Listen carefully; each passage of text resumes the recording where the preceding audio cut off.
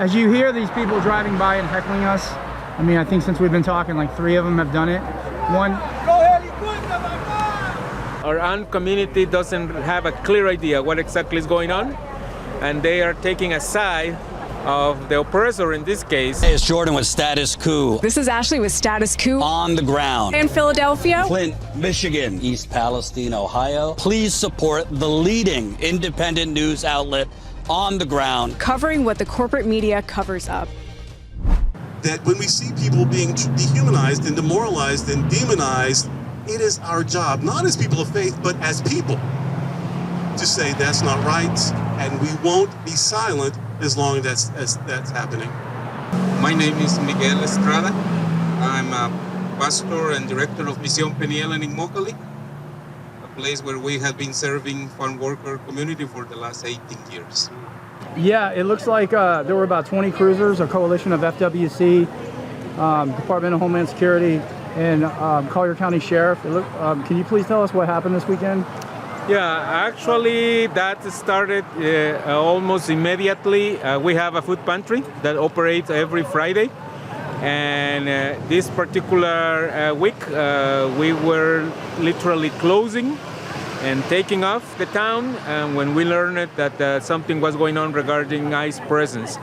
Actually, one of the chases they do around, literally I mean chase, because some group of community members were playing soccer in an open field, and there's the place where they showed up to try to chase them and get them, and that place is just a couple of blocks from our place usually operated.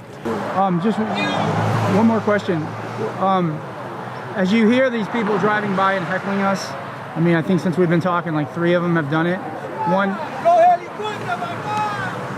See, there they are right there. So that's like the 4th or 5th, right? Yep. So what do you say to those people? How do you internalize this? How do you process it? How is it impacting you? Well, watching your community. Yeah, I will tell you. I will start with the last one, the one that just went through. Right. The last one, the very last one. They were screaming something that I couldn't understand in Spanish. And that's a ridiculous thing. That's the irony that in the middle of this, our own community doesn't have a clear idea what exactly is going on. And they are taking a side of the oppressor in this case, of the one who is imposing with no reason and without any respect to law what is going on around. So how we work it out and how we process this kind of stuff, well, the point is, this is a deep moral and spiritual problem that we are facing. And that doesn't solve from one day to the other. This is not a kind of argument that will convince any one of these people about that. Something they really need to solve it in their own heart first is to understand that we all are human beings, that we are equal. There is no one else that is more or less than anyone else. It doesn't matter where you come from or how you get it here. It's a matter of basic humanity and respect for the dignity of each other. Support this critically important on-the-ground reporting as a Status Coup member and get great perks. Become a member right here.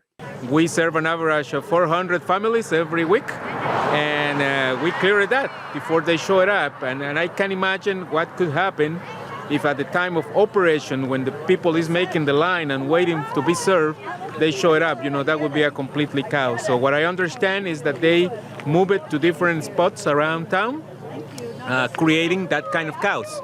That is nothing new. Unfortunately, that's what we have been seeing around with this kind of operations they are handling. I think it's basically a scare tactic. They want to keep communities under that kind of threat, and people feeling not good about walking on the streets and taking care of basic needs that they have. That's what I wanted to ask you. How are you feeling about the community at large? I mean, what's the pulse of your community right now, especially the Latinx community in regards to fears of going places? Yeah, we are basically among an immigrant community. So we have been suffering this since the beginning of this administration. We saw the number of people literally on the streets reducing drastically since after January the 20th, not because they went somewhere else, but because they decided to stay inside their places and not taking any risk to walk out. So that's part of what we have been seeing around. A lot of uncertainty, a lot of fear, and a lot of not feeling safe in the middle of the community that regularly is a very welcome one. Keep on loving one another as brothers and sisters. Do not forget to show hospitality to strangers, or by so doing, some people have shown hospitality to angels without knowing.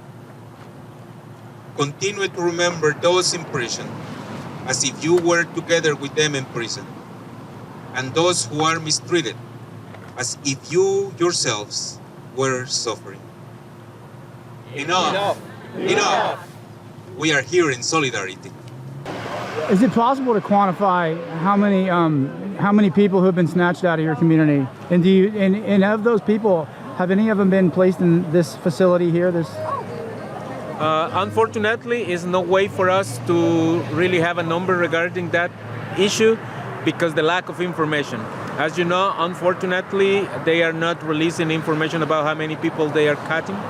And so, yeah, we witnessed that a lot of community members literally disappear from around, but we are not sure at this point if they decided to take off somewhere else, not necessarily self-deportation, but or somewhere else in the country, or if they were caught and they are detained now, because completely families in some way just disappear, families that we knew it for many years before.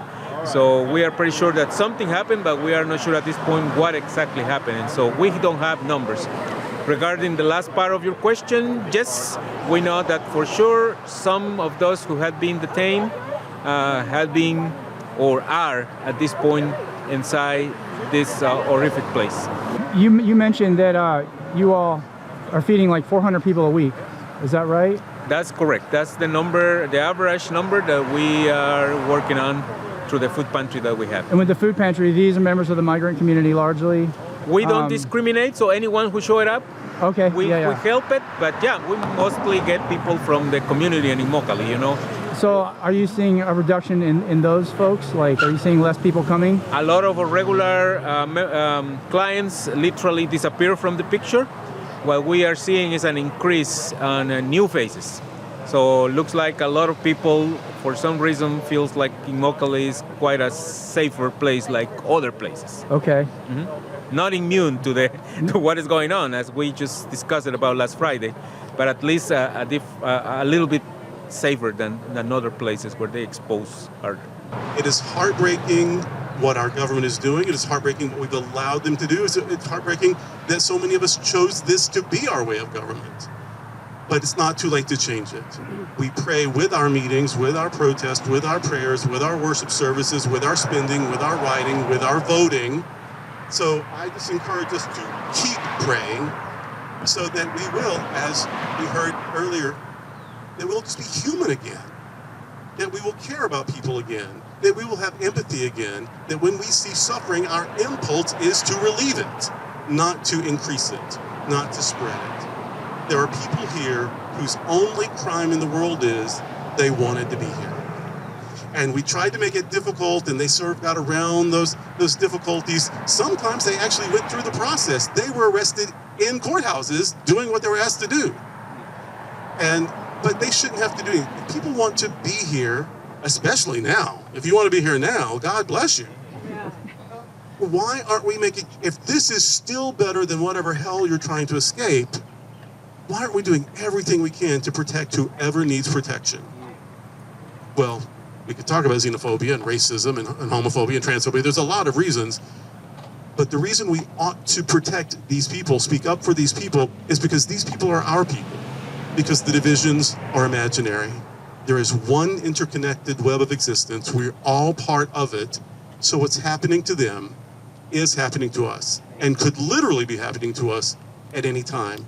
When they took away bodily autonomy for women, when they threatened marriage equality, when they completely dehumanized and all but criminalized trans people, of course this was next, and this is not going to be last.